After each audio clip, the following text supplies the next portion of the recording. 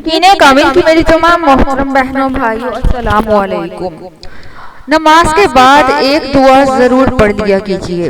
اس دعا کے پڑھنے سے اللہ تبارک تعالیٰ آپ کے لیے کافی ہو جائے گا، آپ کی رزق کی تنگ دستی دور ہو جائے گی، آپ کی ہر پریشانی ختم ہو جائے گی۔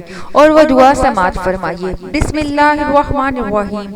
لا الہ الا اللہ وحدہ لا شریک لہ لہ الملک ولہ الحمد وہو علی کل شیء قدیر۔ اللہم لا مانع لما اعطیت ولا معطی لما منعت ولا ينفع ذا الجد منک الجد۔